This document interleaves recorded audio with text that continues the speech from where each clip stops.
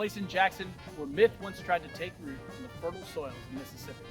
And that place is Sylvandale.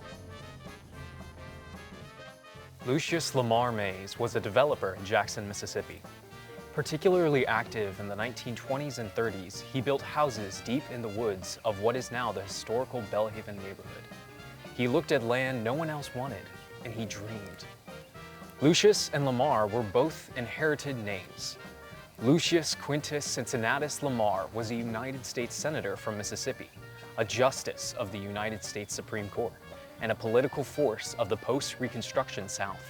He died in 1893. LQC Lamar's son-in-law was Edward Mays. A distinguished attorney, Edward Mays married LQC Lamar's daughter. He served as Chancellor of the University of Mississippi and wrote the first comprehensive biography of his father-in-law, published in 1896. He lived in Jackson and died in 1917 like his son. He is buried at Greenwood Cemetery. Lucius Lamar Mays lived in a house on the corner of Peachtree and Pinehurst on the edge of Belhaven University's campus. The house was designed by Emmett J. Hull, a Jackson architect who shaped much of what the Belhaven neighborhood still looks like today. At the eastern end of Pinehurst Street, on the undeveloped side of the neighborhood, the land becomes difficult.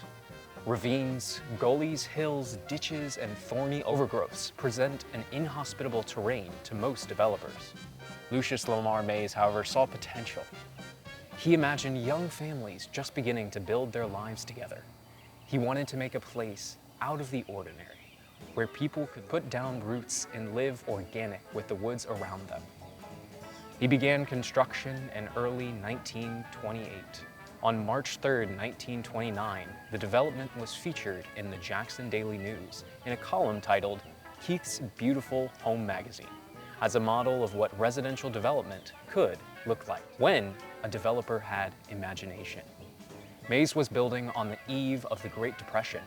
What he built was small, extremely varied, and unlike anything else in the area. He built houses for young couples on the 1400 block of St. Mary Street and around the southeastern corner of Laurel Street. He called the development Sylvandale. Sylvan, meaning of the forest. Dale, meaning a small wooded valley. A small stretch of wooded land on the edge of what is now known as Belhaven, in the late 1920s was reimagined as something much more than a neighborhood.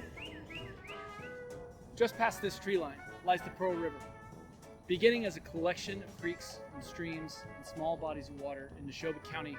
By the time it reaches Jackson, the current has picked up.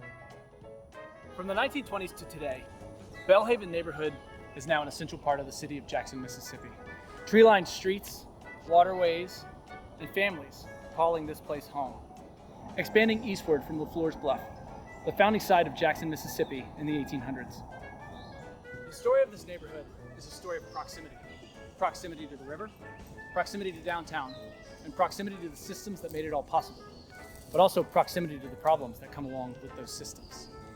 This city and this river are alive. The river ebbs, it flows, it floods, and the soil shifting underneath this city has caused issues with flooding and roadways, even after the 1960s construction of the Ross Barnett Reservoir. From small beginnings that connect, gather, and reshape everything in their path, Sylvandale was a similar story. It was bold, it was ambitious, and ultimately absorbed back into the land. A craftsman bungalow, a cottage with a steeple gable, a simple frame house with no frills. No one house was like the next. Young couples moved from here because the neighborhood had a character they recognized from the fairy tales and myths of their childhood. According to Mays, this magical stretch of land was a beautiful spot where one could expect to hear Pan playing on his reed pipes and to see a fairy and wood nymphs dancing in the dells to his irresistible music. In light of this atmosphere, he commissioned Joseph Burris to sculpt a grand entrance to the development.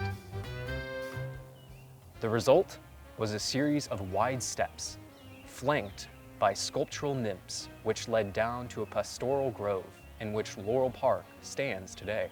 Past this magical entrance, these young families would have been greeted by a bridge and a curving pathway, which fell down into the vine-covered ravines and towards a babbling brook. Forgotten walls and periodic benches were built into the paths to emulate the rustic feeling of an English country walk. For couples not purchasing, the homes could be rented for $65 or $85 a month, depending on the layout. In addition to its charming layout, the neighborhood is reported to have its own library and a series of communal garages that were built aside from the homes, as not to destroy the carefully cultivated look of the buildings. Jackson's Belhaven neighborhood is continually voted one of America's most beautiful neighborhoods. To this day, new developments and impassioned renovations year after year, but it's Lucius Lamar maze that gave the area its mythical fairy charm that exists still to this day.